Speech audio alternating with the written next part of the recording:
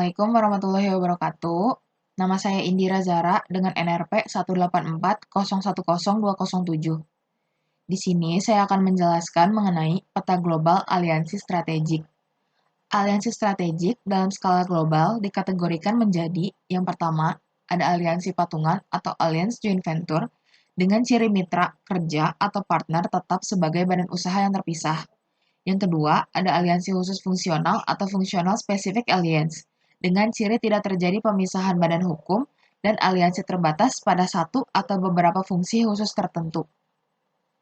Yang paling populer dipraktikkan adalah aliansi patungan atau joint venture, yaitu kerjasama bisnis di mana satu atau lebih perusahaan bergabung bersama untuk menangani satu atau beberapa jenis operasi. Patungan dapat dilakukan antara dua perusahaan, suatu perusahaan dengan pemerintah atau suatu perusahaan transnasional TNC dengan pelaku bisnis lokal. Bila terdapat dari dua pemrakarsa dalam perjanjian patungan disebut operasi konsorsium. Contohnya adalah 65 partner dalam Inmarsat, yaitu suatu konsorsium yang mengoperasikan suatu satelit komunikasi yang secara simultan bergerak sebagai pemilik yang menginvestasikan modal sebagai pelanggan yang memanfaatkan satelit, sebagai pemasok teknologi, sebagai regulator yang menetapkan kebijakan, sekaligus sebagai pesaing yang menawarkan jasa seperti Inmarsat. Tiap pihak dalam patungan menyumbang modal, akuitas, atau kekayaan. Caceres tahun 1994 mencatat munculnya tren aliansi dalam bentuk patungan antar grup bisnis.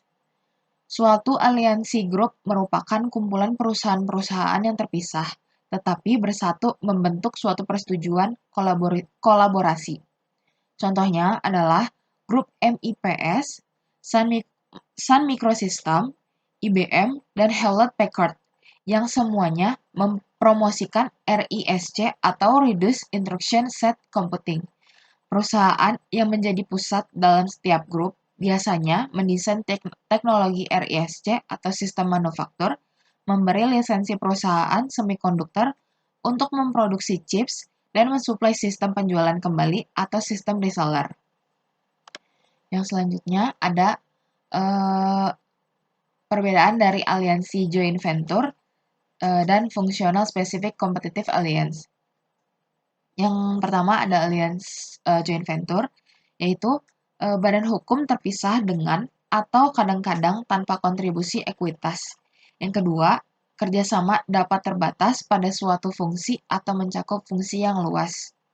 Yang ketiga, adalah umum bagi partner untuk bekerja sama dalam suatu produk atau segmen pasar tertentu. Sementara, pada saat yang sama, tetap beroperasi sebagai pesaing di pasar yang lain. Yang selanjutnya ada Functional Specific Competitive Alliance. Badan hukum tidak terpisah.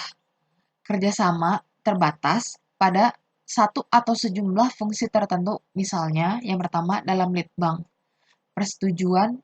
Yang kedua, persetujuan distribusi silang. Yang ketiga, persetujuan lisensi silang. Yang keempat, persetujuan kerjasama manufaktur. Yang kelima, joint bidding. Sekian dari saya, kurang lebihnya mohon maaf. Wassalamualaikum warahmatullahi wabarakatuh.